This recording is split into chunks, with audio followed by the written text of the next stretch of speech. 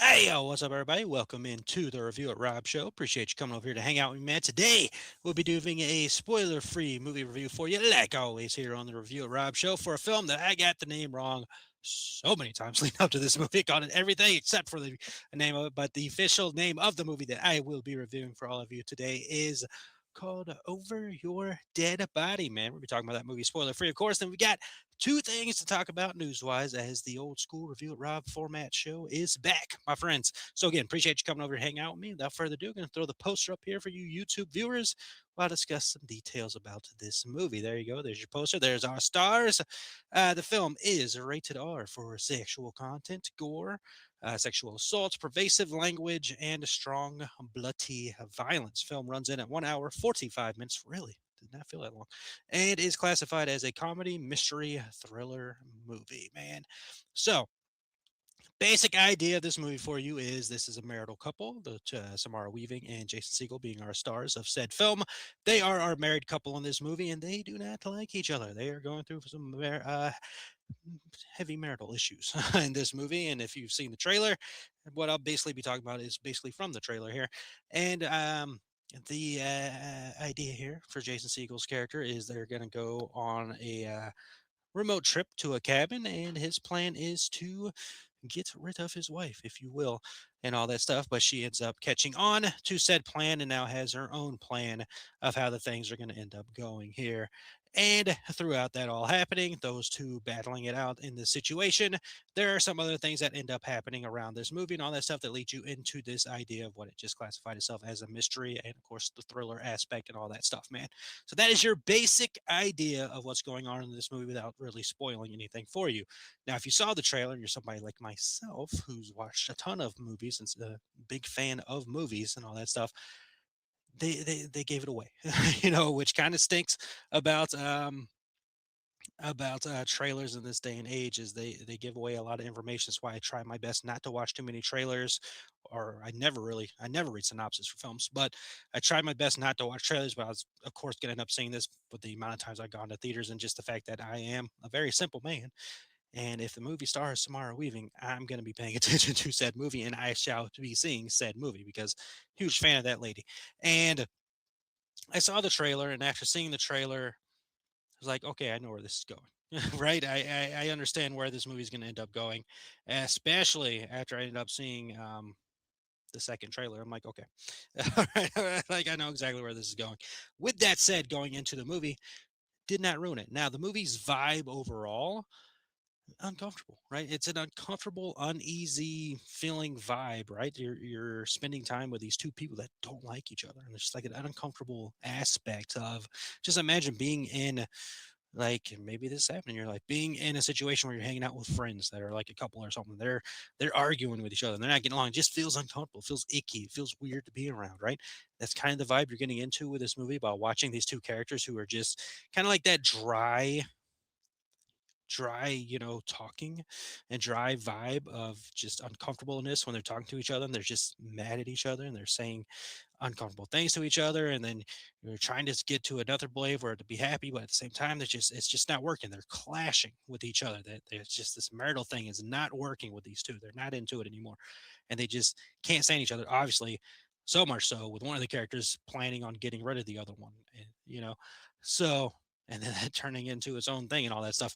Not a spoiler, very well put out in the trailer. So that's like the first thing to talk about is there's that uncomfortable vibe with and dry, just icky feeling, if you will, uncomfortable, tense feeling, if you will, which is the object you'd want with like a thriller movie and all that stuff.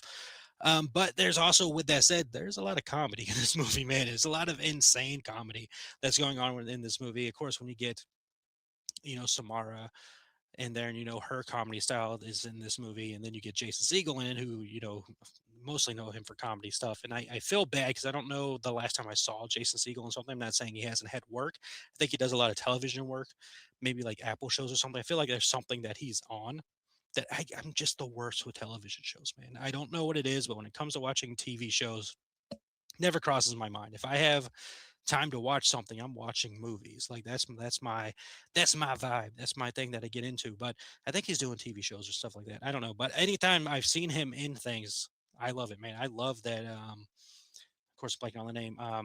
Forgetting Sarah Marshall. Love that movie. I have a great time with that movie. But you get, you're getting comedy with him, and you're getting comedy with her, and all that stuff. So you get your comedy vibes in it. It's funny, over the top, insane comedy in the movie, and just going off of that, over the top and insane. Like, this movie's gorier than I expected going into it. Like, there's some things happening in this movie, like, holy freaking crap, and all that stuff, man. Like, it gets pretty bloody and violent in aspects and situations in the movie and everything. It's like, holy cow, was not expecting that to go down, and I was not expecting that to happen. Kind of thing when I was going into this movie. I thought it was more of a, a certain situation of things that are going on here, but it gets pretty bloody and pretty violent in there. I'm surprised they didn't have that in the R rating there, but um the aspects all work together. Like I said it there when I was giving the details of the runtime. I didn't know it was an hour 45 minutes. It did not feel like that. It went very smoothly and very quickly. Like, I enjoyed that movie, and I was into that movie the whole time, and aspects of it and all that stuff. Like, I enjoyed it a lot. Again, Samara fan, so I liked what she was doing. I like what Jason Segel was doing. Other people that are in this film as well, they're doing a good job with their characters, and just, again, it's a weird movie, and the things that they're doing in the film, and the uncomfortableness, even though a lot of it's very funny as well, because it's supposed to be, right? Like, it's one of those situations, all that stuff. And looking into it, this movie's an English remake of a film. I think it was, off the top of my head, I can't remember. I think it was like 2021, 2021 Norwegian film, I think, but it is an English version of a movie that's come out in the past and all that stuff. And I haven't seen that movie, but I just feel the vibes of these characters and what's going on in this movie and all that stuff. But overall, like, I enjoyed this movie a lot. It was a really entertaining movie. I enjoyed it. I excited. Might be my favorite Samara movie of the year. I mean, between this and Ready or Not too, I'll have to think about that a little bit. But this might be the movie I liked the most between those two I've seen of her this year. And it's just very entertaining, very good if you're into thrillers and mysteries of trying to figure out how this is all going to unfold and how it's all going to go. Again, the trailer kind of gave it away for you. If you're somebody who watches a lot of movies, you'll see where it's going. But still entertaining enough, and still a fun ride of a movie throughout the whole time, getting through that whole aspect and seeing how all the stuff unfolds and how it ultimately ends up going and everything. Very enjoyable movie, man. So I was glad I saw this in theaters. I was happy to see this in theaters. I saw this over Michael, like the Michael movie. No offense, I like Michael Jackson's music a lot. I have no real interest in seeing that movie, like, which I was surprised by, because when that movie was announced, I was like, all right, I'll watch it. I'll be into it and all that stuff. Because again, I am a Michael Jackson's fan of his music and all that stuff. But yeah, I don't know. Leading up to that movie, I was just not feeling it. Like, I was not feeling it. We'll see when it hits streaming and all that stuff. But by all aspects, it seems like it's doing well. But this is the movie I decided to see this weekend, and I'm glad I saw it, man. I had a great time with it. I do want to see it again, even though, again, it's a familiar thing that I was able to get on. It's still entertaining enough to where I'm like, I want to see this movie again for sure. So, overall thoughts are, very entertaining film. Go check it out. Have a good time with it. It is worth your time to see in theaters by all means. So let's talk some movies news real quick before we get out of here. Real quick, speaking of theaters, movies coming to theaters sooner than it was originally expected to be hitting theaters. We have The Mummy 4. So, you remember last week I did the review for Lee Cronin's The Mummy film. Hopefully you checked that out. If you did, thank you very much. If not, it is on this very YouTube for you to check out, if you will. But that movie, there's a funny thing where Blumhouse is putting out the tweets and all that stuff, and saying this is not the Brendan Fraser mummy movie and all that stuff. And I even said on there, it's like, not the Brendan Fraser mummy movie and everything. But there is a reason for that, because of course, that other mummy movies have run into issues with the fact that people are expecting Brendan Fraser to be in it for some reason, and then the fact they have announced that a Brendan Fraser film was on the way. Him and Rachel Weisz coming back to the franchise they started, decades ago. And they are officially coming back. Both of them. Rachel Weisz was not in The Mummy 3, and hopefully I'm saying it Weisz. Um, anyways, no, suck with names. you know, whether it's at work or here, I'm terrible with names, man. But it was announced that they'd be doing The Mummy 4 to much affair and love and all that stuff because Brendan Fraser's having a huge career renaissance after The Whale and everything. So that it was announced, and that was going to be coming out in 2028 in May. So like a summer blockbustery movie is where they were going with around that time. Of course, I know summer doesn't start till like June something, but that's kind of blocking up. You know what I mean. But it's been moved up, and not just like moved up 2 weeks where we see with some movies where they get moved up a week or a couple weeks and all that stuff. This thing's been moved up months earlier. So much so it is in to 2027 now when this movie's releasing, and it is going from a summer release to now an October release, so like a Halloween spooky vibe release, which is interesting because just to give you details here, it was originally going to be releasing May 19th, 2028. Wrestling fans, we'll take a pause there. You know all about. I'm not saying it again, but wrestling fans, you know all about that date in May. Anyways, so it's going from that date to now October 15th, 2027. And it's an interesting thing because you're like, okay, that makes sense. Mummy movie, we're dealing with horror aspects and spooky characters and all that stuff. But are we? Right? Because the Brendan Fraser mummy films are like action adventure comedy movies. They're not scary, they're not spooky. And even though the mummy movie we just got is more classified as a supernatural horror film, it's mostly classified as an Evil Dead movie. Like it's an Evil Dead meets the Exorcist film. While Brendan Fraser's mummy films are more action adventure comedy and all that stuff. So them releasing it in October 2027, are we looking for a scarier, spookier vibe of a movie and stuff like that? Which is again interesting because I remember Brendan Fraser saying something about Tom Cruise's movie, to saying they went too serious with it because Tom Cruise's mummy film, Tom Cruise Sophia Boutell's mummy film, is a little more horror. Like it's still action, adventure, and all that stuff, but it still has the supernatural horror elements in it a lot more than the Brendan Fraser movies do. So it now adds into that aspect of what is this that we're moving to October? Maybe we're just overthinking it, of course. But if we're moving into October 2027 now, and we're putting it in that Halloween time frame, it leads you to some interesting thoughts and questions and all that stuff, especially moving it from May 2028. But it jumping up that many months and them getting ready to it, that just means that things are going great over there. They're doing a good job. It's working out very well. Maybe hopefully not too quickly because we don't want to quickly do something and get it out too quickly.